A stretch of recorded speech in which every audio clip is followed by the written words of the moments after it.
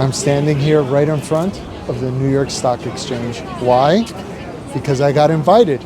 Look at the email that I got. It's from Jeff. It says, Chris, I'm a fan of your hot dog review channel. Thanks, Jeff. My company owns the NYSE, and located inside is the original executive dining room, which we have now converted to a restaurant to entertain visiting companies. I'm based in Atlanta and came to realize that the NYSE restaurant did not offer the quintessential New York City hot dog that you champion, even though we are the quintessential New York institution that proudly wraps our building in the American flag. So I've corrected that. Sometime when I'm in the city, it would be my honor to invite you to review the dog, given that it is inspired by your work.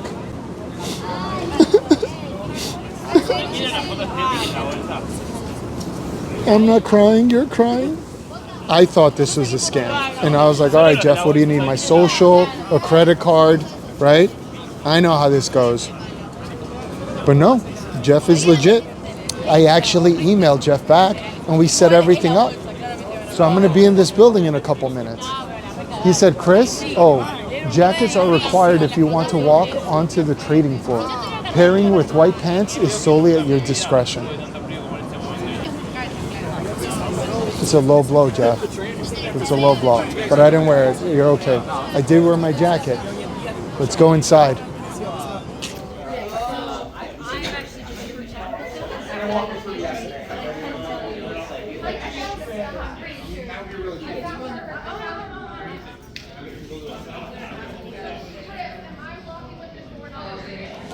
Right by the wall, everyone signs once you come out.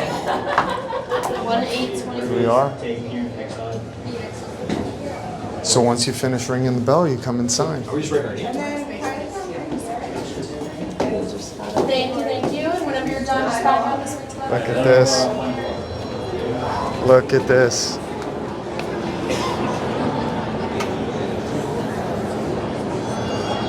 This is such a great experience.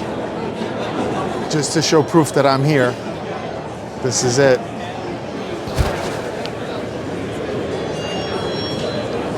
That's legit. So here's Ross. How you doing? How you doing, Ross? You want to tell us a little bit what you do here? Yeah, so I head off all the video and production work for the New York Stock Exchange marketing, but also for our parent company, which is Intercontinental Exchange. ICE owns the New York Stock Exchange, so it's we do a lot of work. A lot of work. The bell's ringing. There you go. So there I am, right on TV. He told me I could pick up the gavel, which I didn't want to be rude and just do it, but here it is. It's a great experience. There we go. So I'm here with Courtney, social media manager. Gonna ask a couple questions, and then you guys are gonna see it later in the footage, okay? Hey, how are you, man? Nice how you doing? Nice to see you. Yeah. Thank you. How's you everything? Having a good time? Having a great time. Having a great time just hanging out here. Well, this is to me the essence. I brought my dad here twice. Uh-huh. Once I wanted him. The second time he says, "Listen, I'm going." I said, "Well, I got to check." Uh-huh. It's the most exciting place on earth. It is. And It definitely it's is. the essence of what we can do great in this country. Yeah. That's true. That's true. Thanks, Jim. Terrific. Absolutely. Thank you. All right. Thank you. Yeah. That's awesome. I'm here with Pete, the chief historian. Thank you, Pete. Nice to see you.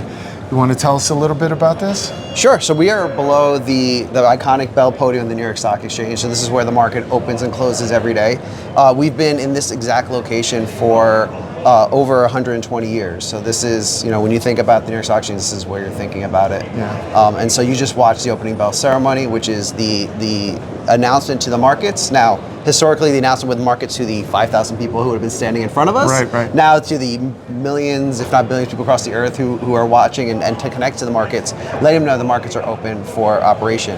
From that point, then our market makers then still have a manual process to open the securities and make sure that best execution happens. All right. And so when you think about This is where it still happens. This is the heart This of is it. all of it. And is there any history with this, like the marble? So yes and no. I always say the Okay. thing that we do, particularly since ICE acquired the NYSE, is we combine the present and the past. Okay. So the top of this is the original Bell podium top. Okay. So if you see pictures from 1903, 1904, this is what you're looking at when you're looking up there. Nice. This was built out a few years ago to provide a different space for listed companies and events to occur. Okay. So this is where every morning and every closing bell, the opening bell and closing bell ringer comes and signs the distinguished guest book. Right. Which is really cool. We have many of them now, but they all go back to the 1940s of everyone who's been here. And I always say it's really the amazing because it's every major business leader you can think of, every major government person you can think of, but also athletes, celebrities, just people running charities, people who've made the news throughout the last 100 years. That's awesome. And I see some buns here. Is this? So this is a legacy. Trapdoor? Yeah. So are we gonna fall somewhere? So this is the a little bit of movie magic you're seeing okay. here. So when this was up there, this is what you had to do to let the person in the hallway know to open the door. Oh, okay. Not that anyone ever got caught up on the bell podium, but the door shuts behind you and the screen's shut, and they have to be open from the outside again. So this Okay. is to let them know. Let them know. Open the door. You gotta Get let me us out. off of this place. Okay. All right. That's awesome. So Pete's gonna do a tour, and we're gonna see all these cool things, right? Yeah, exactly. All right. That's Where do you want to great. go next? Next, let's go. Where do right. you want to go? Let's You're go to the the guy. Buttonwood. That's where Okay. we started in the All right, beginning. let's do that. Yeah. Picture here? Footage. I could give you a little talk track as you're over the floor. Yeah. That's perfect. So you met with the market. Are we recording now? Yes. Yeah. So you met with the market maker, and what we're seeing here, these are the trading posts. Which is interesting. They actually began literally as street signs, and you'd meet at the street sign to trade a particular security, and that's what really made the New York Stock Exchange a unique marketplace. Helped us grow as an equities exchange. Is that there were places to meet and buy and sell securities at all times, Right. and that really allowed the markets to operate better, the markets to operate smoother. And so when this building opened in 1903, the trading post had long since evolved to larger. But they built the space that allowed this open venue, and you'll notice the ceiling above us is almost 100 feet, and that was basically because you did have 3,000-4,000 people on this trading floor at the peak, and so that allowed all the people to have access to enough air. And actually, when they opened this building, they realized they had a problem. They couldn't cool it, so we're actually in a room that they couldn't fairly cool, so they hired an engineer to figure it out, and what he invented was the air conditioner. So this is the first air-conditioned room in North America, which was designed to cool this room so that way the traders, as they're running around yelling and screaming at each other, didn't overheat. That's amazing. Okay, so we're in this room here. So this is Sebert Hall. This is our opening bell group is celebrating their listing today. Sebert Hall is named after Muriel Sebert, who was actually the first female member of the New York Stock Exchange. And so this is the first room that we've named after someone. We've since named a couple other rooms after people, Alexander Hamilton, Tom Green, who was one of our longtime floor operators, but this is the first space building. Even the wall decor has something, right? Yeah, and so this is actually, it's just part of telling your story. So what you have here is dead center, you have the bull and bear. So the bull wrestling the bear, which is the mark of the markets, the bull being the upward trend, the bear being the downward trend. And the story of that is her story and also the story of the Women Exchange. And so the way she made a name for herself was as an analyst at first. So it's actually some of her records around different investments to make, and then also some of the other women who helped start. As many companies did during World War II, there was a shortage of men to work on the floor, so there's women who work on the floor that we're representing here, and really telling that whole story. That's awesome, man. I'll just zoom in here. And that is her. That was actually before she was even a member, but that was when she was making a name for herself as a partner in a member firm. That's amazing. All right. Cool.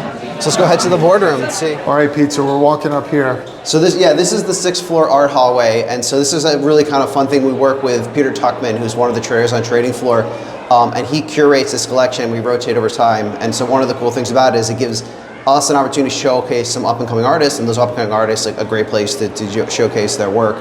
So for example, I'm surrounded on two sides by work by Mr. E, who's a Florida-based artist who operates in that, and typically we operate in the theme of capital and money and art and the inspiration between all of that.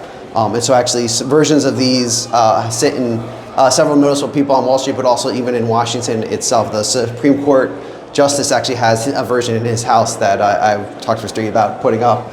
Here's the boardroom.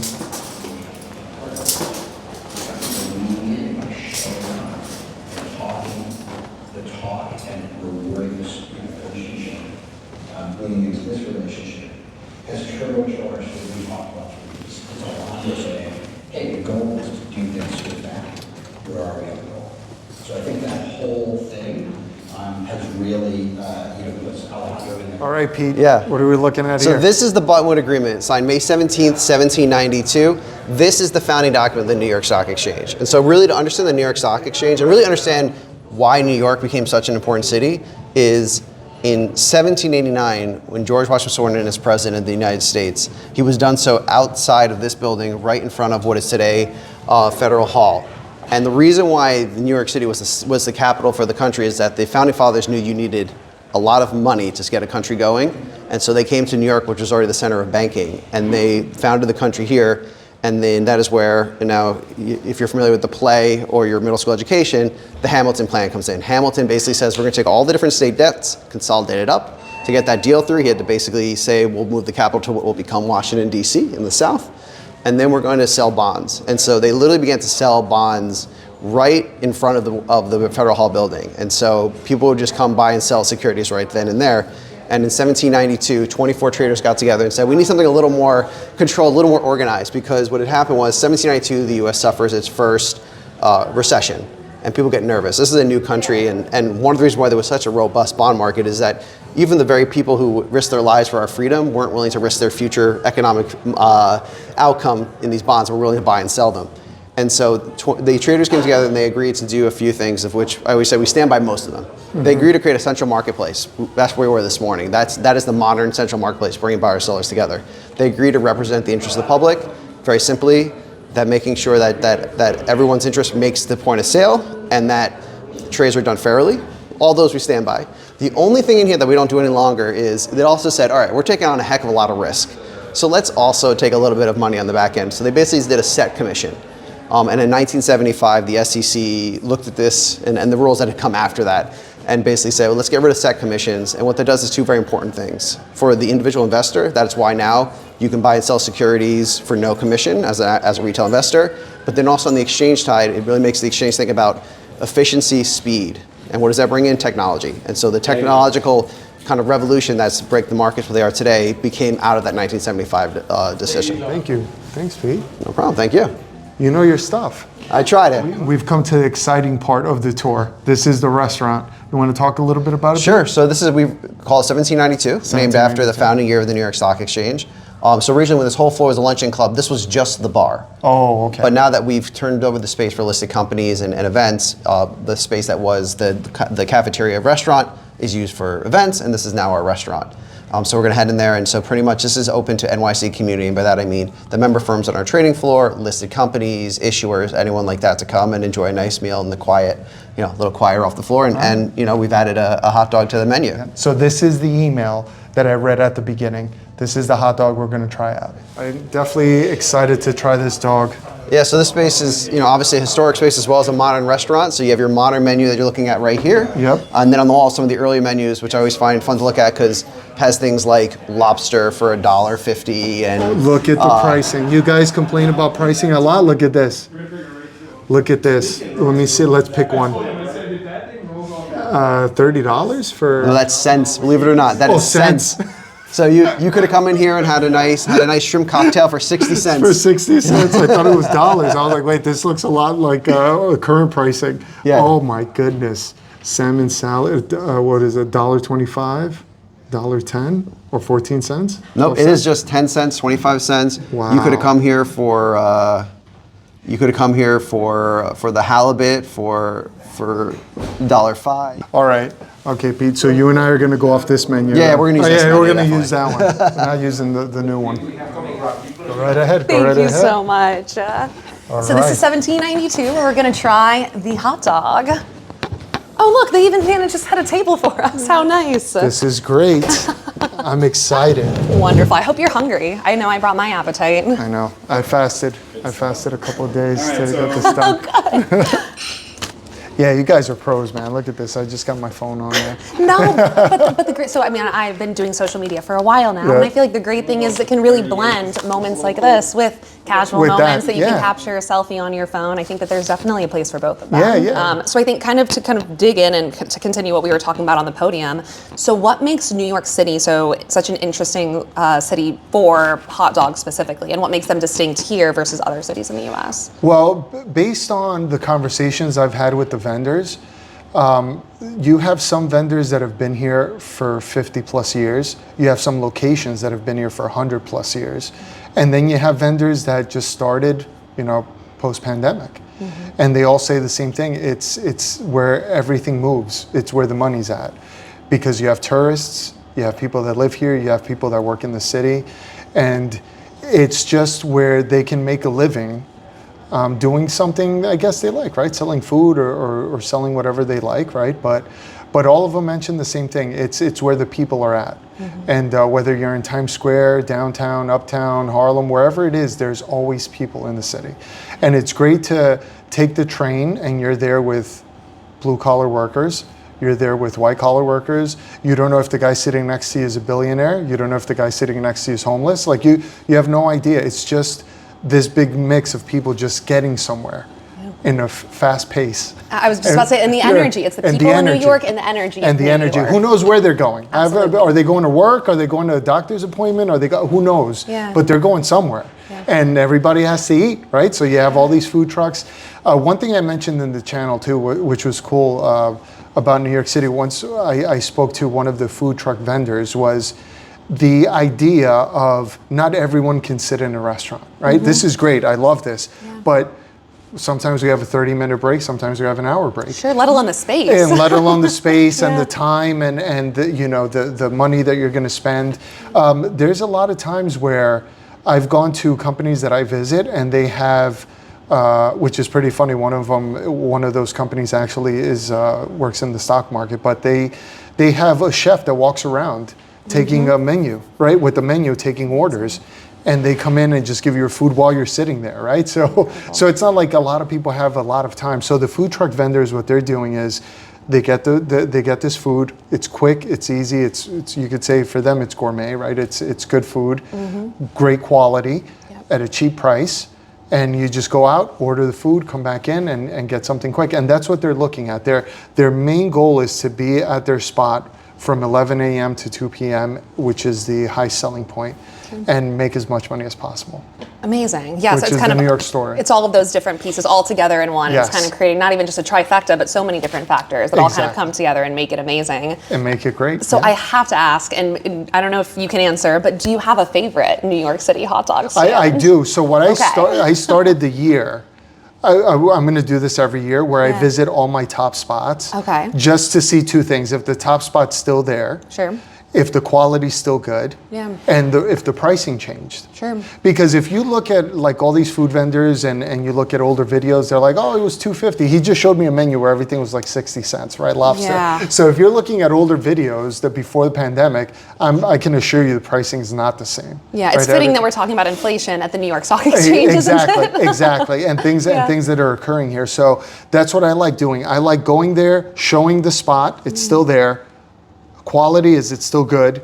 And also price. Did it go up? Is it the same price? You have the typical spots that are your go-tos, right? Papaya King moved. They closed, but they moved to another spot. I still like it. I still think it's a really good hot dog. They do a good job there. Grace Papaya is one of the oldest in the city. Anything like Chelsea Papaya is good. Then you have but those are the grilled dogs, right? Because then you got to differentiate what they are. Then you got the boiled water ones, the dirty dogs. It's known as the dirty dog. I love that. New York City dirty dog. Okay. So misconception. Everyone thinks, oh, is the water? I get all these comments, and I'm just like, are you guys please? All they do is add spices to the water to give it some flavor. So it has nothing to do with this New York City water being the most elite, and that's why everything. No, it's not toilet water. It's not. Well, I'm thankful for that one. Yeah, it's not, because you should see the comments that I get. I'm like, no, it's just condiments. They add it on there. Everyone's different. For example, dirty water dogs, now going back to the main subject of the guys that I like Billy's. He's on 92nd in Central Park West. He does condiments, right? A lot of them don't mention what they do because they want to keep it a secret, and these are like the top spots. John's Famous in Times Square also does the same thing. Every time he opens the lid, I get a peek, right? But I kind of see, I don't want to make up things, but I kind of see maybe cinnamon. Sure. I see lemon. I see like lemon just cut in fours and thrown in there. Yeah. I see onions, a lot of chopped onions. I would assume salt, right, and other stuff. So who knows what they're using? But Johns doesn't like telling me. I always ask him. I'm like, the camera's off. Just tell me. Just tell me. He's like, I'm not telling you what it is. But those are, it's different, right? Grilled dogs are amazing. That's my top spot. But then you got the dirty water dogs. I love those, but I love the history behind that more than the dog. Absolutely. I like Billy's story. I love John's story. And these are guys that have been here forever, right? Sure. And they just, it's what they love. It's what they know. Yeah, absolutely. And so you're kind of like leading in and giving a hint at what I was going to ask you next, which is, are you more of a kind of keep it simple guy, or do you like to kind of more toppings, the better, pile them on? The simpler, the better. Okay. And I feel like that's in life. Sure. You live a simple life, you live a happy life. Simple food, because once you start putting all these condiments and it gets heavy, you've seen videos where they gave me a 10-pound hot dog. I'm holding this thing with two hands. You can't even, and can't there's even take no a way bite. you can bite into this. It's fork and My knife mouth material. is way too small. I can't do this. I can't, sidewise. I don't know what to do. Yeah. And it's just too much, right? So once you have so many things piled on there, you don't taste anything. Yeah. It's just a big pile of mush. The simpler guys, like the Billies, the Johns, I'm trying to think who else. By Rockefeller Center, you got a lot of good vendors there too. Yeah. And they just keep it simple. Here you go, here's a dog. And people, when I stand there and order hot dogs, everyone likes, I don't put ketchup on mine, but it's either ketchup and sauerkraut. Mustard, sauerkraut, nothing too crazy. Perfect. Or chili dog if you want to get messy. Sure. Why mess with perfection? I always say that about cheese pizza, yes. and a lot of, to your point, it's kind of a golden rule in life. So I don't want to ask you what your least favorite is, because that would be, you probably don't like to bring that kind of light to those companies or kind of spots. But I do want to ask you, what's the most outrageous topping you've ever had, or the craziest hot dog that stands out in your mind? The craziest hot dog that stands out. This might take a minute, guys. I don't know how much film Or we craziest top, or I'm trying one to that think. comes to mind. There's two. I just did, there's a video out there that I did, and I ordered mustard, sauerkraut, onions. What he gave me was it was a mummy's finger wrapped in it was something dark. I don't know what it was. The video's out there. I had to take a bite because that's part of the video. Yeah. That's part, I have to see, maybe I'm surprised. Maybe it's great. Maybe it's not. Yeah. This thing was disgusting. And when I started my videos, I wasn't good at editing. Yeah. So I didn't have editing equipment. I didn't have anything. So it's a one shot of me almost throwing up in a garden. It's horrendous. You know what? Don't look for it. Great PR for this place don't look for sure. the video. Don't look for the video. But the guy was doing everything with his hands. He put everything with his hands and stuff, and I'm just like, I got to do it for the channel, or let's see. Because if you go to New York and you go to any spot, this is what you're going to get. This is reality. You have to show the full picture. I have to show the full picture. You mentioned the lack of editing. It really showed the full picture, that everything isn't perfect. It's gagging, not always going to be. Yeah, gagging, a lot of, I didn't know what was going on. The camera's probably spinning because I'm trying to find somewhere to spit this out. But yeah, that's probably the worst one that I've had. That's amazing. Probably and then, instead of learning my lesson, the next year I went back to see if it changed. And I'm like, maybe giving him another shot. Yeah, I love another a second shot. chance, a redemption story. No, it was the same thing happened. No. Same thing happened. I wonder now you'd have to go back and do kind of your repeats on if it still exists, because I have a sneaky suspicion it doesn't. It does. So I walked by it. Wow. So one of the biggest things that New York City has a problem with is being able to report some of these hot dog carts, because you can get sick. You can really get sick because of this. And I see this in the channel all the time. Everybody's like, oh, report them. What's going on right now is with a lot of these locations, even though you do report them, it takes a while for somebody to show up. Yeah. So it's not like that I reported them and you're done. And I get it, right? You got to protect the business too. Of course, there's a process. There's a process that you have to go through. Sure. But once they get wind that something's happening, they just grab the cart and go somewhere else. Sure. And then they wait. And then once the dust settles, they come back. That's the problem. So it's not like you can really pinpoint and get these places closed up or stuff, because you can get sick. But the thing is, if the video's out there and people see it, at least it's out there. The info's out there. So you could try out. That's why I like focusing on the good spots. When people come visit, hey, visit these spots, mom and pop shops, or someone who's really working hard, right, to make some money. Of course, and I know you're not out here to try and put the blame or spotlight on something that's bad, and it's all about spreading the cheer, but it is about doing that in an authentic way, which is why I was curious what you would say there. And I know we're here to try the new 1792 hot dog, but I'd be remiss if I didn't ask you, are there any spots around the New York Stock Exchange that come to mind that you do recommend as great spots for us to check out or for others? So around here, New York Stock, there was a great mom and pop shop right here, and they retired. Oh, so a lot good of for them. Yeah, good for them. That's exactly. a great story. That's a great story. Yeah. Actually, you know what? That was a great response. I like that response. Good for them. Yeah, because it's almost like you're selfish. Like, no, that's a girl. How come they closed? They could have made so much money. There comes a time where you have to retire. You have to enjoy life, right? So they did well. They were really good. I liked their hot dogs a lot, and a lot of them were recommendations from viewers that are like, hey, try this spot. I work around there. I like going here, and they sell different styles. Shish kebabs or knishes, whatever, right? And they were really good, and they retired. So I haven't done really a lot around here. The closest one would be Liberty Plaza. Okay. And he's a guy that I equate to almost like a Billy's, not like a Billy's, say more like a John's Famous, in which he's been there for a long time, and his prices are really good, $3. But he just works during the summertime. So he's been able to make enough money where winter he's home relaxing. Amazing. And then this week especially, gosh, these temperatures. Exactly. That's amazing. Yeah. And so I guess one more question that I had for you is like, what advice would you give to a first timer visiting New York City if they want to go try some hot dogs? Where should they start? Watch the channel. Check out your channel, perfect. No, Swipe up to subscribe, all of the things. Yeah, watch the channel. No, not for nothing, but that's what I do. Like when I visit other countries, we were in Europe. We went to Spain in April as a family, and I do the same thing. I just look up and go, hey, is there something cool that I can go and try, right? Yeah. Italy, also Florentine steak. Like, where would I go to try the best Florentine steak? You look it up, it's on YouTube. So I would say the best thing is to do some homework, write it out, see what's available, and then go out there. And if you like it, let me know. If you don't, then let me know also, because I want to see, you might not agree with the ratings, but let me know. That's great. Have a discussion about it then. Have a discussion about it. So great. Right. You guys got to see this thing. It just got handed to me. Look at this. This looks really, really good. I love it. I love it. Thank you so much. You're very welcome. So would you like some ketchup? Some ketchup? No, thank you. Mustard, please. You're welcome. Thank you. I definitely want to film my first reaction to this, what I think, right? Waffle fries. Love fries. Who doesn't? Oh, he was asking me for ketchup for the fries. Oh. There we go. I should have said yes. Probably. Yeah. Sauerkraut. You got the New York onion sauce, which I like this, that you guys added this. This looks good. And I like that you're giving me extra. And then you have the beef. Well, it's not cut. Don't think it's cut. It is natural casing. Wagyu. Do you guys know if it's beef? Do you know if it's beef or is it? It's Kobe beef? Kobe beef. Because he mentioned Frank, so it's not a mix of pork. I don't think so. No? It's a Kobe beef. And then you got the New England bun right here, just split in half. This looks really good. All right. Okay, here we go, guys. Thank you very much for the invite.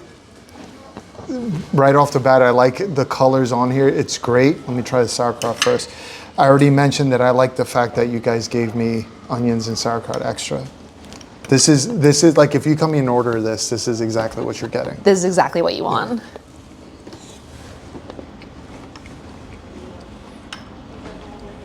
Warmed up sauerkraut, which is great.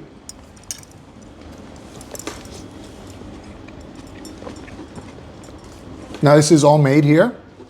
Yes, sir. The onion sauce is on point. Nice and sweet. I might get one more of these. I might ask him for another one of these. We can definitely get you one to go. This is really good. Who can you say who made it, or Can we or where you got? Our chef. Yeah, where you got the inspiration for making this? Our chef made it. Yeah, I'm gonna add some more on here. I'm pretty sure you're the inspiration behind Yeah, but no, this is the. Behind the whole thing. I tasked our chef with this. This is like the typical New York onion sauce. And you could tell it's not like store-bought or anything. They did make it back there. I mean, it's just, this is the typical New York style that I like.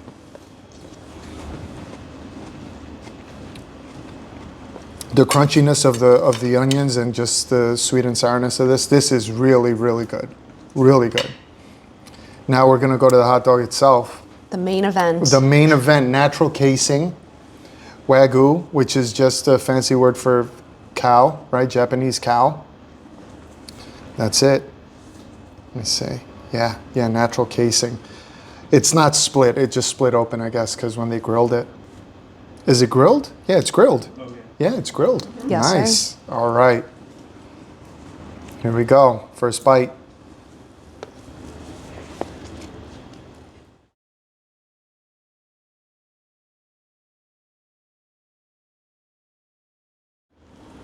I'm on the There's edge a of my lot seat. going on. So there is mustard on here. I ordered extra mustard, but it's on here. So I put it at the bottom, which I like. You put all the condiments in the bottom, you put the dog on top, and then the sauerkraut. This is a really good hot dog, guys. This is a really good hot dog. Your chefs did a great job. Cool.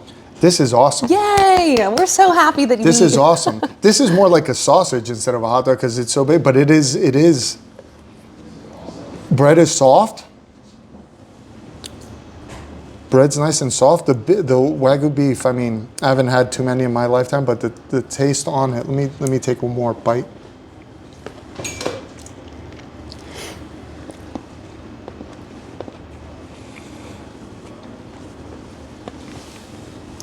Just the fact that it's natural casing just bumps it up big time.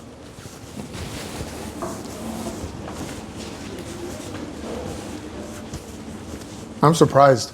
This is really good. This is really, really good. Hot dog grilled to perfection. Natural casing dog.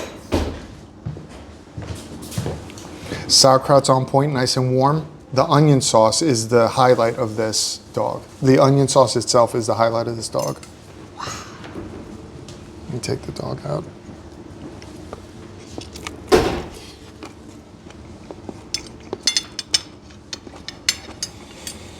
Oh, dog out. It's the only way to do it. Just to get the flavor of the hot dog itself. You have the saltiness of the dog itself, natural casing.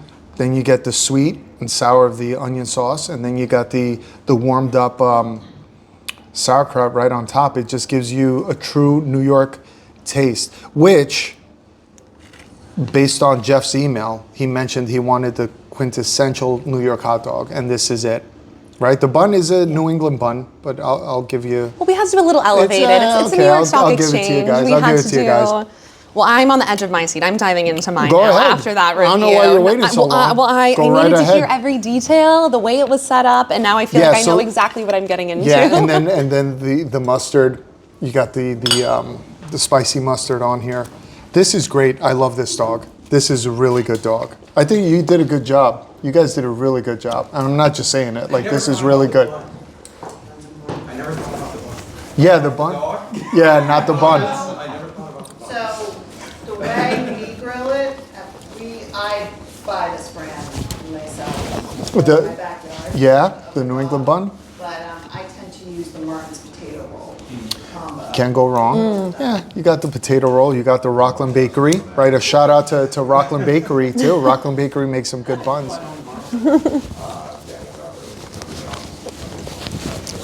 The saltiness on the dog. I mean, now that I tasted it by itself, it's salty, but that's a good thing because that's why. That was the big dilemma. Yeah. When you go with the salty one. Yeah. No, but that's why you have to. Casing. Yeah, it's a great casing. So you got great casing.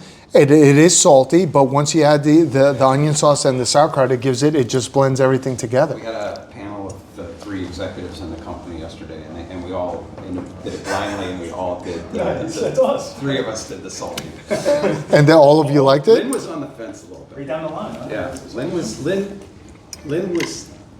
it's salty, but the other one, she did a little bit of that. And then once we said we're all salty. The bun's good. It's not bad, but the bun's really good. You got to get the New York bun. You got to get that New York bun. Oh, so we have feedback. That's okay. We're open to the bun lovely cut sideways. He inspired this thing. Uh huh. Too. It's one sit on there? You could tell I liked it because it's gone. I mean, what was it, 2 minutes in and it's gone? Has anyone ever asked you if a hot dog is a sandwich? Yes. So, Wait, so how what's have I funny is not because asked on him the that? menu it's under sandwich. So I was going to point that out. Under menu is under sandwich. We should, yeah, okay. We have to. But I don't have the answer. I don't know what it is. Yeah. That's perfect. Yeah. Yeah. The mic is still on, right? Yeah. So I feel like you are the perfect person to answer this question definitively. Is a hot dog a sandwich? So there's 2 questions that I get asked a lot. One is if I've gone to Costco and if I know that it's $1.50 for a hot dog. Yes, I know. Yes, I know. I've been to Costco. I know that it's $1.50. Second thing, is it a sandwich? I don't think anyone has the answer to that question. It can be if you want it to be? I don't know. I walked in, it was under sandwich in the menu. Okay. And then I walk in somewhere else, it's under appetizer. So I don't know. I don't know. So you heard it here, and at the NYSE, a hot dog is a sandwich. It's a sandwich here, and it's an appetizer somewhere else. I don't know. It's a mystery that will never be solved. That's Awesome. Oh my Thank you. gosh. that's the algorithm. Yeah. Use that as its own clip. Jeff, you know I like it because I'm still digging in. Oh, good. You want me to stop this or you want me to keep going? So I'm here with Ken, the man behind the dog that I just had. Very good dog, Wagyu beef, the onion sauce, the sauerkraut. We were mentioning the dog a little bit. You want to mention how you came up with that one? Yeah, we went through 2 different branches. We went through between Snake River and Neiman Ranch. And there was actually quite a bit of debate and contentions and a little bit of tasting, and the winner was Snake River. Snake River. Not by a lot. Yeah, but why? Why did you feel like that was a better dog? It had a little more snap in the skin. All right, so it had a little more of that crunch, which would be your normal New York factor. It was a little more on the saltier side. It just had a little more flavor.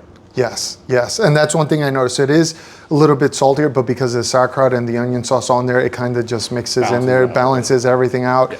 So that first bite that you take, you do feel that snap, which is great. The natural casing dog, you're always going to get a good snap on there. The others were natural casing also?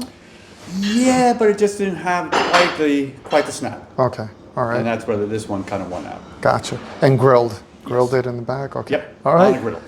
There we go. I would come here. I would come here just for that. That's an amazing dish. Thank you guys. Thank you so much, Ken, for the info. You're very welcome. Thank you.